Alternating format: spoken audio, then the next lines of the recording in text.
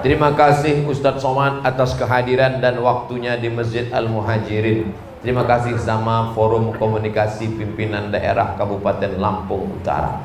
Ustadz dari tadi ngeliat apa? Lihat tulisan Desa Semuli Jaya, Kecamatan Abung Semuli, Kabupaten Lampung Utara. Lihat tulisan sekaligus foto saya. Apakah sholat tahiyatul masjid itu termasuk sholat qobliyah?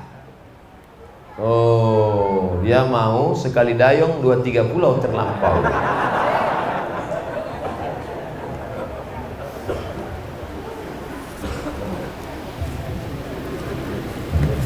Masuk masjid, tiba-tiba jam dinding masjid itu sudah memberi tanda 2 menit, 2 menit, 2 menit, 2 menit. Kan ada jam yang gitu kan?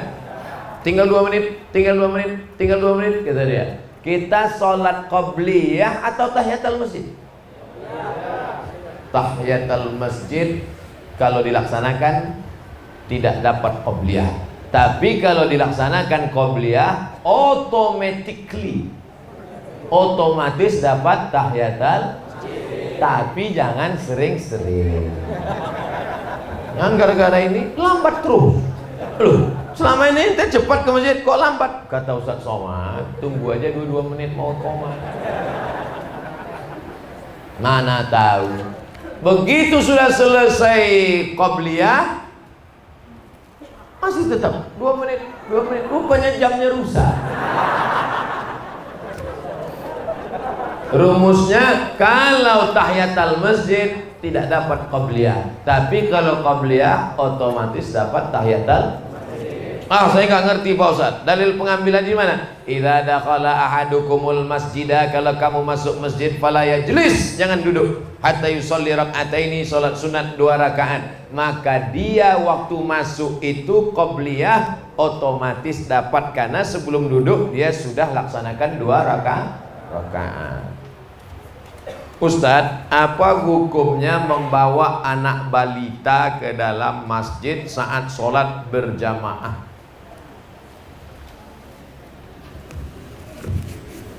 Ada sebagian pengurus masjid anti sama anak kecil. Kalau nengok anak kecil, pulang. Naik darah tinggi, kolesterol naik. Kalau di Masjid Al-Muhajirin masih ada anak-anak lari-lari, lompat-lompat, jerit-jerit, berarti 20 tahun lagi masih tetap ada sholat berjamaah. Takbir. Anak kecil dibagi 3, siji loro telu. Yang pertama namanya sobi, 4 tahun ke bawah. Yang kedua mumayyiz, kira-kira sudah bisa membedakan mana baik mana buruk. Mohon maaf anak ustadz, ini mumayyiz. Mumayyiz artinya kalau diginikan, diam ya nak, duduk ya nak, mumayyiz sudah bisa. Tapi kalau yang sobi tadi yang 4 tahun kita ginikan, diam ya nduk, kita pula diginikannya.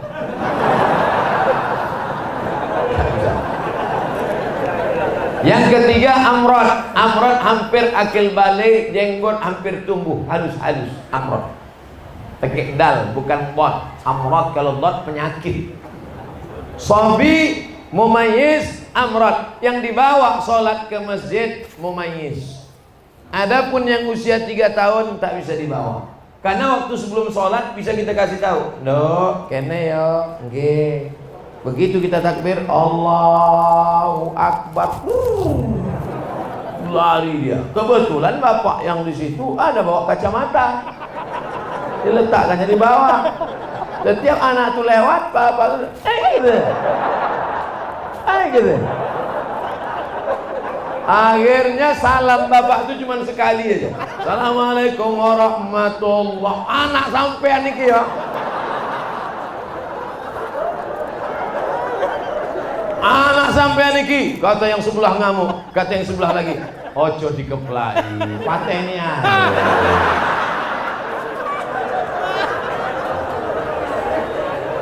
Oleh sebab itu maka yang dibawa itu yang mumayyiz. Saya sudah ceramah 70 menit, anak kita masih serius mendengar ceramah. Mudah-mudahan dijadikan Allah pemimpin Lampung. Bayangkan Tahan dia dengar ceramah 70 menit. Kadang orang baru 15 menit. Ya anak kecil tahan 70 menit. Entah karena takut sama saya. Tengoknya suara Ustaz itu menggelegar. Ini kalau kita ngantuk gawat nih katanya. Rabbana hablana minas solihin. Jadikan anak-anak kami anak-anak soleh-solehah. Ustadz, metode cepat hafal Quran tuh gimana Pak Ustadz? Quran saya yang ingat dulu aja udah hilang. Dulu waktu di Al-Azhar kuliah, tahun pertama wajib hafal 2 juz, tahun kedua 2 juz, tahun ketiga 2 juz, tahun keempat 2 juz, mata kuliah 13. Kalau nggak lulus 13 mata kuliah, naik bawa 1. Kalau nggak lulus 3 mata kuliah, potong beasiswa 25%. 2 tahun nggak lulus, potong beasiswa 50%. 3 tahun nggak lulus, DO, drop out, diusir dari Al-Azhar, siap-siap buat rakit hanyut dari Sungai Nil ke Sungai Siak. Kejam Al-Azhar, tapi disiplin dia. Pendidikan baik. Nyontek nggak boleh. Kalau ketangkap nyontek, langsung dicabut visa 1 tahun, dipulangkan ke Indonesia. Begitu pulang saya jadi dosen, saya terapkan di kelas. Jangan nyontek. Yang nyontek, awas. Kata mahasiswa, sama bapak aja nggak boleh, yang lain boleh. Nah, dulu kami menghafal tuh karena takut nggak naik, takut nggak makan, takut nggak beasiswa, takut putus. Sebelum sholat subuh hafal 1 halaman. Sebelum sholat subuh, karena waktu itu kepala masih kosong, memori masih kuat. Sebelum sholat subuh hafal 1 halaman. Nanti diulang pada saat sholat qabliyah. Qabliyah zuhur, sholat zuhur, ba'diyah zuhur, qabliyah asar, qabliyah maghrib, ba'diyah maghrib, qabliyah isya, ba'diyah isya. Diulang dalam sholat. Setelah itu didengarkan ke teman. Hafal sebelum subuh, diulang-ulang dalam sholat, didengarkan ke teman, namanya tasmih. Bro, coba dengarkan bacaan saya. Yang keempat, ditulis di kertas. Karena sekali menulis di kertas sama dengan mengulang 10 kali. Karena nulis itu pelan. Itu yang kami pakai dulu. Apakah seorang ibu single mom? Ternyata di desa Semulijaya, ibu itu sendiri disebut single mom. Apakah peran seorang single mom untuk menggantikan, memberikan peran seorang ayah kepada putranya Pak Ustadz? Iso apa ora iso? Bisa nggak seorang ibu menggantikan peran seorang ayah? Bisa kan ya? Langsung mereka jawab. Nabi Isa ada nggak ayahnya? Apakah Nabi Isa lalu kemudian nakal dan ketika ditangkap oleh polisi, kenapa kau nakal? Kurang kasih sayang. Nabi Ismail alaihissalam diantarkan Nabi Ibrahim ke kota Makkah Al-Mukarramah. Setelah itu Ibrahim pulang ke Palestina. Artinya apa? Perempuan bisa membesarkan anaknya tanpa suami, tapi suami tak bisa membesarkan anaknya tanpa istri. Mana yang lebih hebat, laki-laki apa perempuan? Tengok, ngaku mereka. Tes, habis baterai. Artinya peran ini masing-masing mesti ada, tapi peran anak yang paling lama adalah dengan ibu. Karena dalam perut 9 bulan 10 hari perut siapa? Perut ibu. Yang menyusukan 2 tahun siapa? Ibu. Yang mengeluarkan meregang nyawa sampai dijahit siapa? Ibu. Adapun bapak peluk cium, kasih sayang, suruh ngurang bacaan. Makanya ibu sampai 3 kali ummuka, ummuka, ummuka, abuka. Karena ibu yang mengandung, melahirkan, menyusukan. Yang sempurna dapat kasih sayang ibu, dapat kasih sayang bapak, tapi yang lebih adalah ibu, ibu, ibu. Ini semua yang hebat-hebat ini, Bapak Bupati, Wakil Bupati, Bapak Sekda, alim ulama, semua laki-laki yang hebat ini keluar dari rahim ibu. Betul? Oleh sebab itu maka jangan pernah menyakiti ibu, karena perempuan adalah tempat kita membalas kasih sayang, mengharapkan turunnya rahmat Allah Subhanahu wa taala. Bagaimana hukumnya bila kita ingin merehab masjid? Bagus. Apakah amal jariah yang membangun masjid pertama akan hilang? Ketika Masjid Nabawi tiangnya batang korma, atapnya pelepah korma, dindingnya labin tanah liat yang dijemur kering dicetak 4, direnovasi oleh Sayyidina Utsman bin Affan. Abu Bakar, Umar, Utsman. Utsman merenovasi pertama Masjid Nabawi.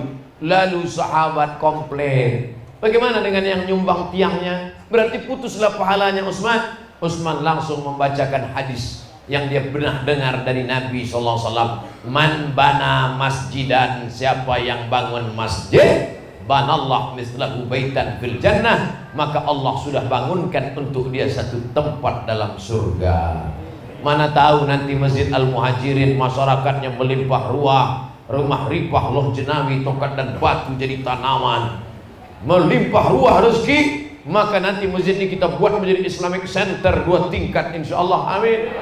Ada pondok tahfiz Qur'annya, ada tempat praktek dokternya, ada tempat kumpul anak mudanya. Apakah hilang pahala orang yang nyumbang dinding keramik? Tidak, maka tetap mengalir. Kalaupun mau dijual atapnya, maka dijual, duitnya tetap balik lagi ke masjid. Kalaupun dindingnya mau dihancurkan, dindingnya menjadi pondasi masjid atau ke masjid lain, tidak dibuang, tidak digunakan untuk sia-sia, karena dia adalah wakaf. Wakaf itu la yuba'u, tak boleh dijual, wala yuhabu, tak boleh dihibahkan, wala yurasu, tak boleh diwariskan, tapi wakaf kembali kepada wakaf.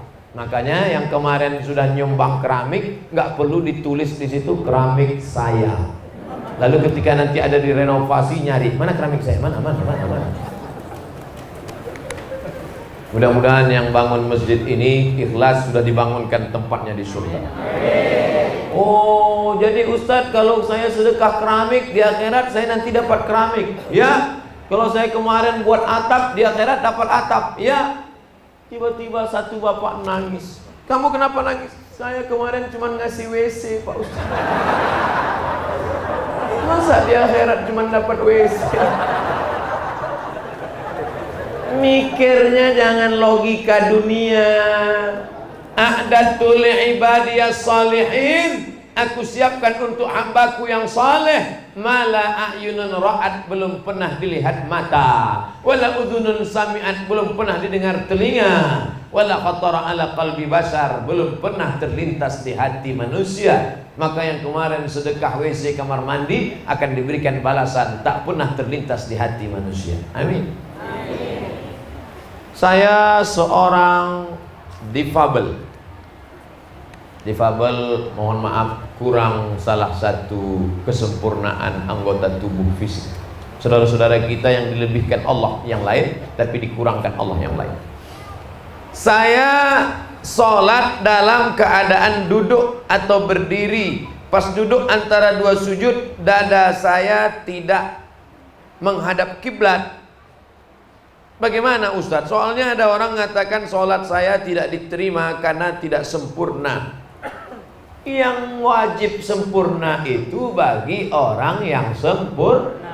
Yang tak sempurna gimana dia mau sempurna? La yukallifullahu nafsan illa wus'aha. Gak bisa sholat berdiri duduk, tapi duduknya bukan dari awal. Di awal tetap berdiri, bawa kursi, di awal tetap berdiri. Ghairil maghdubi 'alaihim waladdallin. Amin. Bismillahirrahmanirrahim. Qul huwallahu ahad, Allahus samad, lam yalid wa lam yulad wa lam yakul lahu kufuwan ahad. Ruku'. Allahu akbar. Sami Allahu liman hamidah. Apa sujudnya baru duduk. bukan dari awal duduk. Ustaz mau duduk aja banyak gaya. Saya praktek ini. Nah, jadi kalau memang dia bisa berdiri. Tapi kalau dari awal tak bisa berdiri. Orang yang kena vertigo nggak bisa berdiri. Vertigo nggak bisa. Asalnya goyang apa? Goyang. Dari awal tak bisa. Takut tumbang. Dari awal dulu. Allahu Akbar. Rukuknya setengah. Allahu Akbar.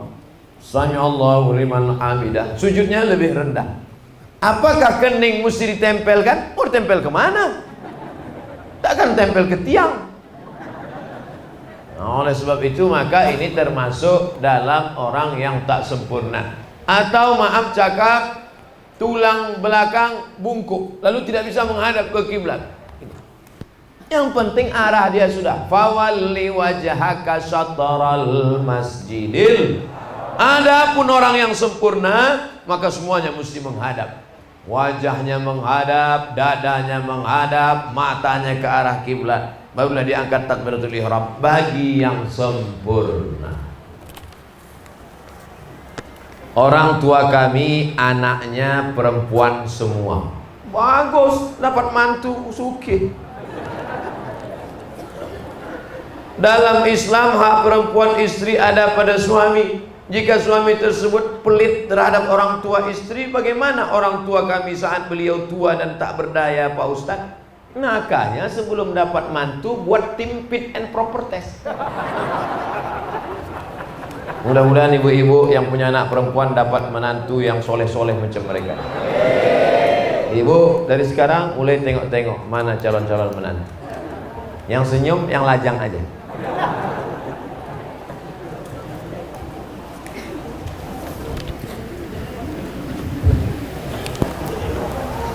Kewajiban laki-laki pada perempuan: kasih makan, kasih pakaian, kasih tempat tinggal, beri pendidikan, beri perhatian. 5. Makan, pakaian, tempat tinggal, pendidikan, perhatian.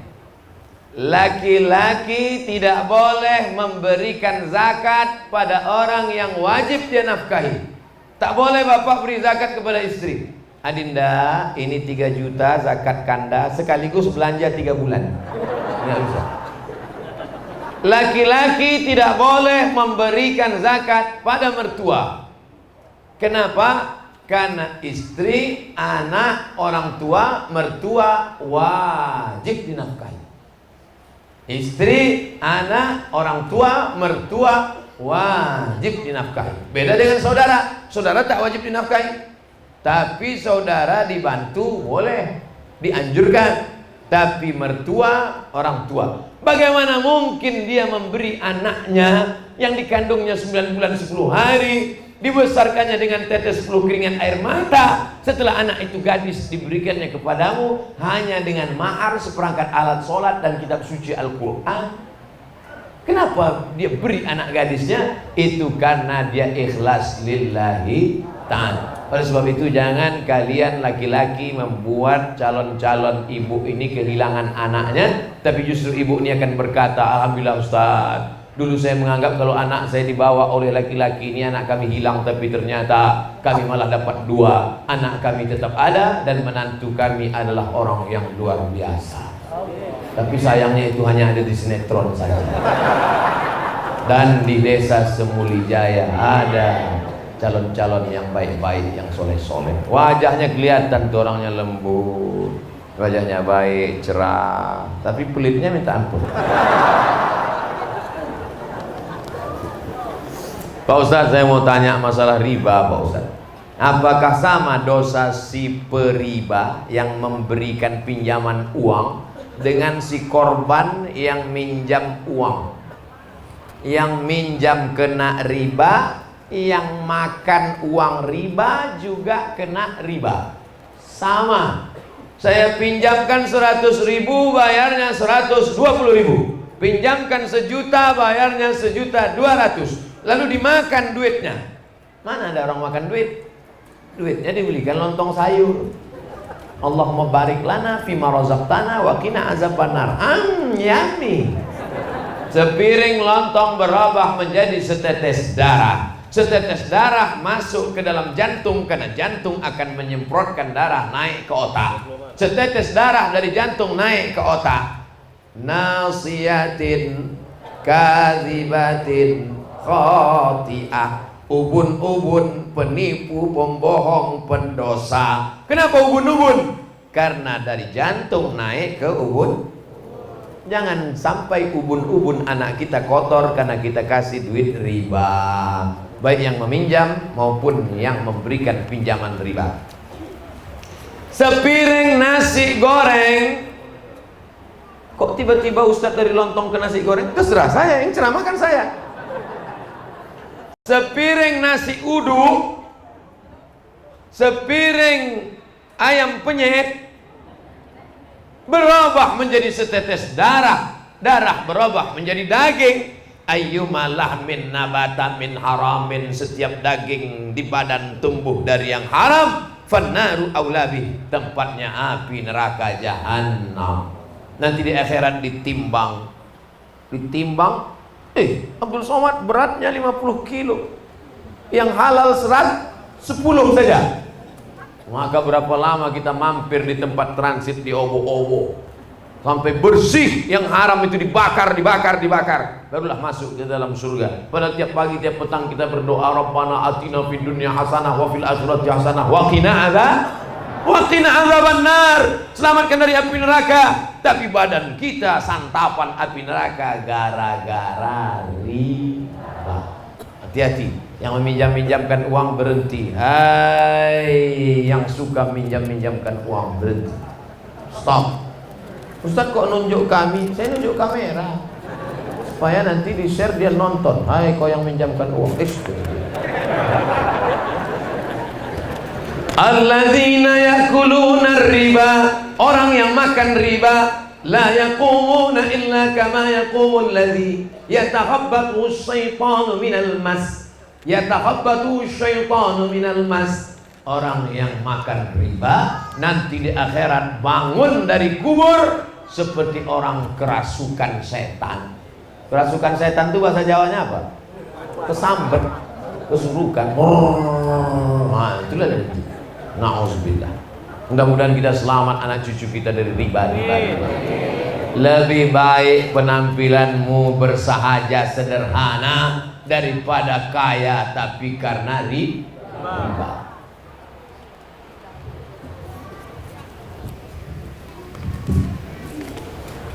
Jamaah Masjid Al-Muhajirin ini orangnya serius-serius. Dari mana Ustaz tahu? Diketik pertanyaannya. Artinya memang niat nuntut ilmu. Diketik dari rumah, di print, dibawa. Bayangkan serius. Bayangkan kalau sudah diketik, di print, enggak saya bacakan. Sumpahnya saya. Mati berdirilah kau Abdul Somad. Saya seorang bankir di salah satu bank swasta konvensional. Menurut hukum agama apakah masuk kategori riba? La'anallahu akilar riba, Allah melaknat orang yang makan riba. Wa mukilahu, orang yang memberi makan riba. Wa katibahu, pegawai pencatatnya. Wa syahidaihi, 2 orang saksi yang menjadi saksi dalam transaksi riba. Kulluhum sawa, semua mereka sama. Jadi gimana nasib saya Pak Ustadz? Kalau ada kerja lain pindah. Tak ada kerja lain Pak Ustadz, istri hamil tua, rumah belum lunas, jangan kau lanjutkan, tak sampai hati aku mendengarnya. Boleh kerja di situ sampai dapat kerja yang layak karena hukum darurat. Pilihannya 2, makan babi atau mati. Pilih mana? Pilih makan babi apa mati? Jangan mati, nggak boleh. Pilih babi, ambil kecap, masak babi itu sedikit. Karena kita tidak boleh pilih mati. La tulqu bi aidikum ila tahlukah. Jangan kau jerumuskan dirimu ke dalam kebinasaan. Makan riba, makan babi, sementara datang pisang. Tapi kalau udah datang pisang, tinggalkan babi, makan pisang. Jangan nanti datang kawan bawa pisang, bro, ini ada pisang. Makanlah pisang, enak babi ini. Apakah saya berdosa apabila niat saya hanya untuk mencari nafkah keluarga? Di bank ini gajimu 5 juta, tapi kau kerja lain 3 juta masih bisa hidup. Pilih yang 3, tinggalkan 5. Tapi kalau tak ada sama sekali Pak Ustadz, maka di situ engkau darurat, niat dalam hati, ya Allah, beri aku pekerjaan yang lebih halal, lebih baik, akan kutinggalkan yang riba. Alhamdulillah Ustadz Somad, dengan ceramah Ustadz kemarin saya sudah meninggalkan. Kapan meninggalkannya? Baru kemarin. Umur berapa? 56 tahun. Rupanya pensiun. Apabila saya sudah punya keinginan atau niat suatu hari nanti atau dalam beberapa tahun ke depan akan berhenti dari tempat saya bekerja saat ini, namun saya masih mempersiapkan modal terlebih dahulu agar saya berhenti, saya memiliki penghasilan lain. Nah, ini panjang ceritanya. Pokoknya kalau ada kesempatan engkau meninggalkan riba, tinggalkan. Anggap ketika makan itu sama dengan makan babi, maka haram, lepaskan. Kita doakan mudah-mudahan yang terjerat riba dilepaskan Allah Subhanahu wa taala. Apa hukum orang sudah meninggal punya utang di bank? Apakah harus dibayar ahli waris atau dianggap lunas? Sedap kali.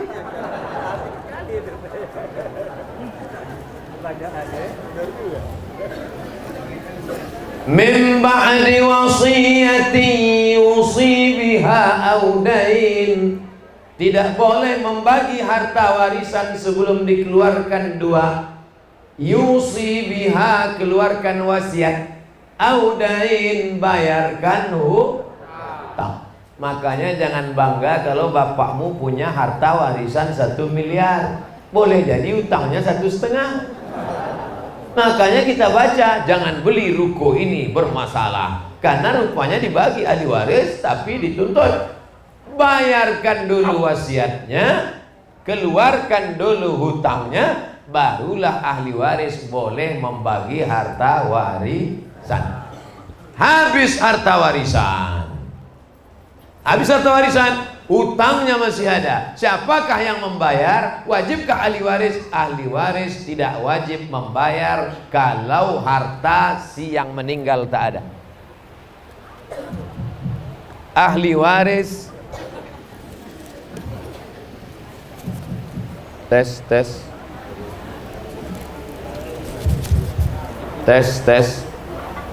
Ahli waris. Oh, yang ini mic-nya kecil, suara besar. Ini mic besar, suara kecil. Memang kita tak bisa menilai dari casing. Ahli waris tidak wajib membayarkan hutang dari uang dia pribadi. Tapi kalau dia bayarkan maka baik dan terhitung sebagai sedekah. Wahai anak-anak muda, kalau bapak kalian punya hutang, jual semua asetnya, bayarkan. Setelah selesai masih ada juga lagi, kau tidak wajib membayarkannya. Tapi kalau engkau bantu bayarkan, maka engkau sudah berbuat baik. Dan bapak-bapak, jangan kau mati meninggalkan hutang. Utang budi Pak Ustadz, itu lain ceritanya. Pisang emas bawa berlayar, masak sebiji dalam peti. Hutang emas dapat dibayar, hutang budi dibawa mati. Ustadz, saya mau tobat.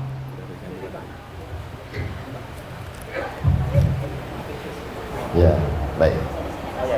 Kasih jalan sini, dari sini Pak.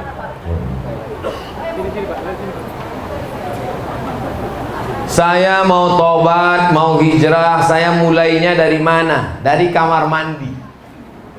Kenapa taubat itu dari kamar mandi? Ma min muslimin yuznibu zamban, kalau ada orang silap salah berdosa, summa yatatahhar, mandi taubat, summa yusalli rak'ataini, usolli sunnatat taubat rak'ataini lillahi ta'ala, summa yastaghfirullah, kemudian dia minta ampun kepada Allah. Astaghfirullah Rabbal baraya, astaghfirullah minal khataya, astaghfirullah Rabbal baraya, astaghfirullah minal khataya.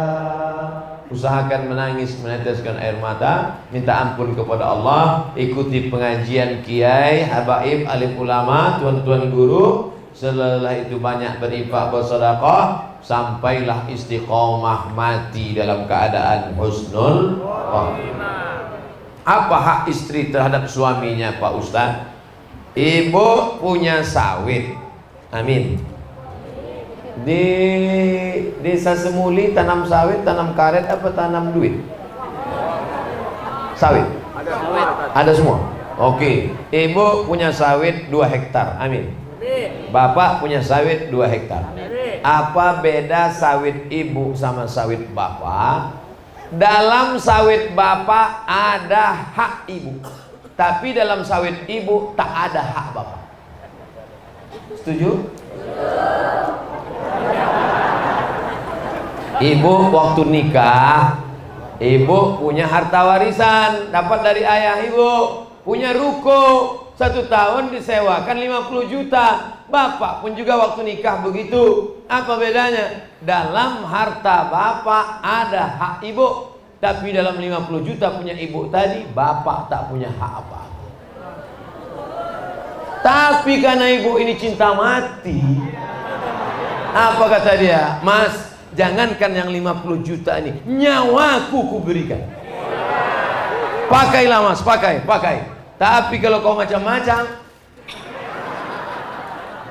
jadi laki-laki mesti ngerti bahwa harta dia itu ada nafkah bagi perempuan. Apa hak si ibu dari hak duit bapak tadi? Hak si ibu adalah kewajiban tanggung jawab bapak, kasih mereka makan. Ibu sudah makan? Belum. Yang kedua, kasih mereka pakaian. Ini ibu-ibu ini semuanya sudah dapat hak, karena banyak di luar sana perempuan tak dapat hak. Ada perempuan tinggi 170 cm dikasih lakinya baju 70 cm. Ada yang belum selesai dijahit diambil saja, resleting belum berpasang. Alhamdulillah ini sudah. Makan, pakaian, tempat tinggal, pendidikan. Aslinya bapak yang mendidik ibu, tapi karena bapak tak sanggup mendidik, bapak panggil guru ngaji untuk mendidik ibu. Cari guru ngajinya perempuan. Yang guru ngaji laki-laki, nanti berdua dia belajar huruf fa.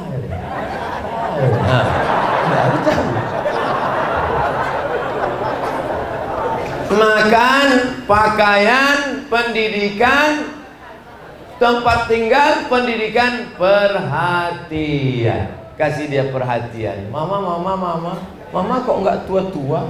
Oh, dia pun melayang ke awan. Padahal dalam hati bapak, udah peot.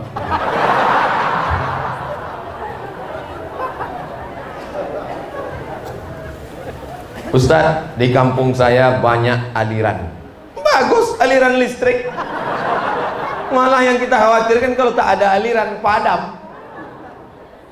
Saya bingung harus pilih yang mana. Pilihlah aliran Ahlus Sunnah wal Jamaah. Akidahnya Abul Hasan Al-Asy'ari, fikihnya mazhab Syafi'i, tasawufnya Imam Al-Ghazali, tasawuf Sunni bukan falsafi. Itulah yang dituliskan oleh Hadratus Syekh Hasyim Asy'ari dalam kitab namanya Risalah Ahlus Sunnah wal Jamaah. Aqidah Asy'ari, fikih Syafi'i, tasawuf Abul Hasan Asy-Syadzili atau Abu Hamid Al-Ghazali. Yang sholat berjamaah. Mbak Hasim ketika sedang sakit di Tembuk Ireng, kata santrinya, Mbak sholat di kamar aja di rumah. Apa kata Mbak Hasim? Waktu itu dia sedang demam. Panasnya api neraka, belum ada apa-apanya panas badanku ini dibandingkan panasnya api neraka. Ahlus Sunnah wal Jamaah. Oleh sebab itu jangan terpukau dengan kehebatan yang disangka karomah, tapi pandanglah bagaimana istiqomahnya melaksanakan sholat berjamaah. Pegang Ahlus Sunnah wal Jamaah. Ustaz, sampai batas mana tanggung jawab ayah ke anak? Pak Haji, Ya Pak Ustadz, itu anak Pak Haji. Iya. Kok dia nggak pakai jilbab, rok pendek sekarang? Bukan tanggung jawab saya Ustadz, tanggung jawab suaminya. Betul nggak omongan ini? Tidak. Minal mahdi ilal lahdi, dari buayan hingga ke liang lahat. Ibu punya anak gadis, dulu jilbabnya panjang, roknya panjang, tiba-tiba nikah dengan laki-laki salah pilih. Setelah nikah dia datang pakai rok setengah tiang, jilbabnya pasrah tapi tak rela, kukunya hitam, antingnya di hidung 3 biji. Kebetulan dapatnya laki anak fam. Dulu kalau ketemu diciumnya tangan ibu. Sekarang setelah nikah, mama sehat. Apakah ayahnya diam saja? Bapak wajib memanggil menantu bapak. Anak Fang, sini kau sebentar. Kenapa anak gadisku yang dulu baik kau jadikan begini? Kau mesti kembali kepada ajaran Islam. Panjang jilbabnya, panjang kainnya, hilangkan kutek karena air wudhu tak masuk. Panjang.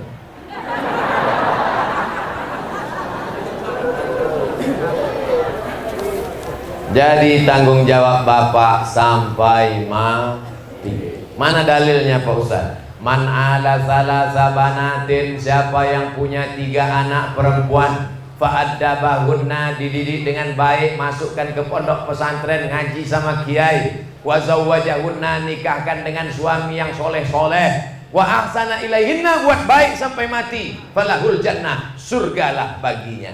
Mudah-mudahan bapak ibu yang punya anak rawat sampai mati dapat surga, janji Allah. Selamat datang di bumi sang rua jurai. Nak bertanya tas, janganlah disingkat, pakai us lah. Ini jamaah ini kadang ada yang nulis di sini tas, rupanya usnya di situ. Us. Selamat datang us, tasnya di sini. Hebat masyarakat desa Semulijaya. Bagaimana sosok ideal seorang menantu laki-laki dalam Islam?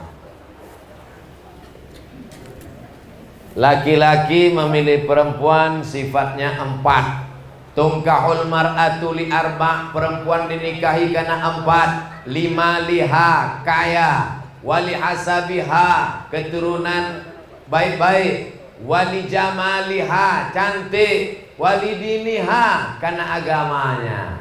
Jangan pandang karena hartanya, harta akan binasa. Jangan pandang karena uangnya, uang akan sirna. Pandanglah karena taat beragama, karena itu yang tidak akan lapuk, karena hujan tak akan lekang karena panas. Laki-laki memilih perempuan 4 sifatnya. Sekarang dibalik, perempuan melihat laki-laki 2 sifatnya. Idza ja'akum man tardawna dinahu, kalau laki-laki itu baik agamanya, wa khuluquhu, baik akhlaknya, fazawijuhu, nikahkan dia dengan anak gadismu. Bu, kalau baik akhlaknya, baik agamanya, nikahkan dia dengan anak gadismu. Siap? Yang bilang siap tuh ini yang punya anak. Jangan kau tengok kendaraannya. Kalau datang naik ojek kau usir pulang. Kap 70 kasih air putih, Kijang Innova kopi susu, Alphard masuk, rupanya 3 bulan angsuran nggak dibayar, Al-Fatihah.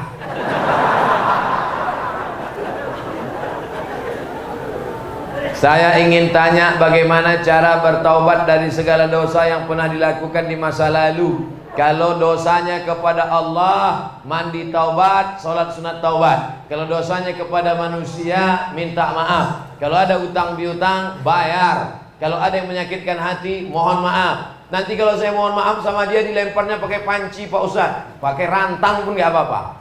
Yang penting kita sudah minta maaf. Oleh sebab itu maka yang akan datang, wa atbi'is sayyi'atal hasanata tamhuha, beramal soleh, maka dosa-dosa yang lalu mudah-mudahan dihapuskan dengan segala amal ibadah itu, insya Allah. At-taibu minadz-dzambi kama la dzambalah. Orang yang bertaubat maka seakan-akan dia tak punya dosa. Maka jaga hati, jaga lidah, jaga tangan, jaga pikiran, jaga perbuatan.